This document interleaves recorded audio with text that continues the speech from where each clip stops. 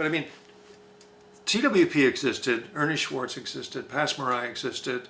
None of the other companies did.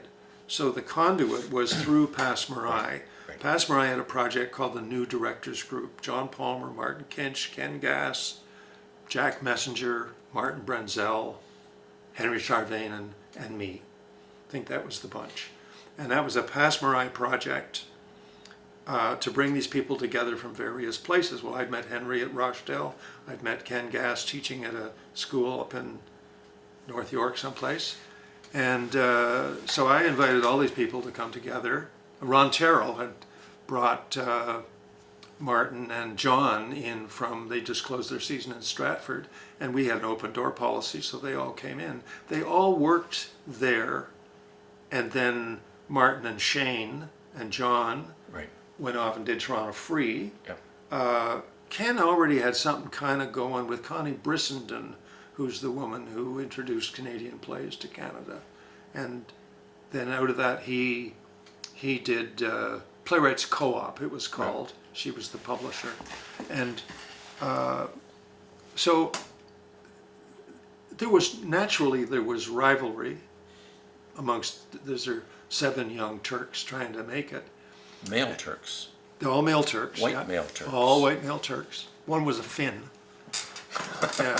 Who was the Finn? Henry Tervaden. Yeah, okay. But no, they all worked at Pass Marai, and there were, if you went to any of the other theaters, even Bill Glasgow had done a season with NYU students, because he'd gone to NYU. He brought all of his classmates up to do a season in this theater in Trinity Square. And that was pretty interesting stuff all one summer. So, I mean, I hardly ever saw Bill, but I saw all the other guys, and they worked together. I mean, John and Martin worked together for years. Henry did John Palmer's Memories for My Brother at Canadian Stage, for God's sake, in the big theater with Danny Anglin in it. And so there was a lot of cross-pollination that went on. And the New Directors Group, while they're building their theaters, are also creating the Festival of Underground Theatre. And the Festival of Underground Theatre was an astonishing event at the St. Lawrence Centre.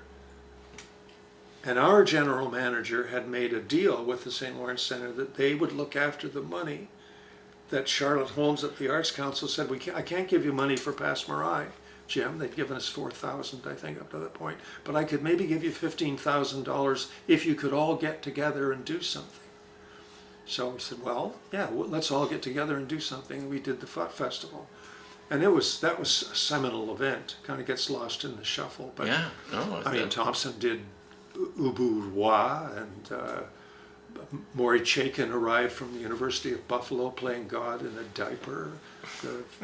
The Bread and Puppet Theater from San Francisco, I think San Francisco Mime Troupe.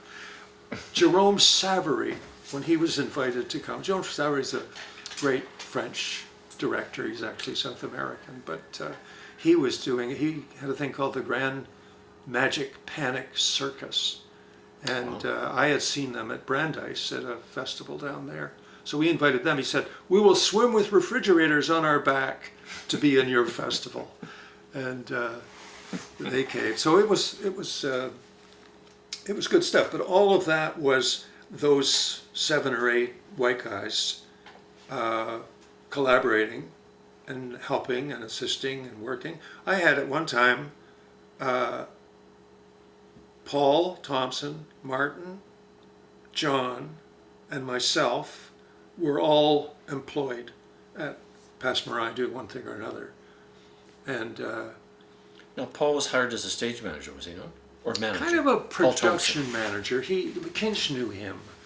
And so Martin Kinch said to you, I know this guy, Paul Thompson, who's a kind of production manager. Why don't you bring him to Pass Marai? Yeah, sure. And then this guy was wandering around the theater for the longest time. I didn't know who he was. And then next thing I knew, he was doing a play. And I go and see the play, and I think, well, that's pretty. Notes from Quebec, it was called. It had Claire Coulter in it. Yeah, right. And yeah. Claire had just been hanging around the theater like Bob Naismith. We didn't know they were actors. And then Paul does this little tiny production one day, but I didn't know who he was. And one day I was walking out with a very expensive Revox tape recorder because we couldn't make payroll that week. And Paul's coming in. He said, "Where are you going with that?" I said, "The pawn shop." He said, "Give me that." And he took it. And Paul was always famous for spending nothing on actor frills. Like, you don't need a refrigerator or a washroom in your dressing room. You don't need a dressing room, you know. So the idea that you would give up a tape recorder merely to pay the actors that didn't sit with him. And that's why he kept Pass Marai alive all that time, because he spent money on what went on stage. Right. You know, now there's maybe the guy he's seen every play ever done. No, he did talk to Paul, yeah. And if he were the guy, but if he were the guy who decided where the money should go. Oh, I see, right. You know,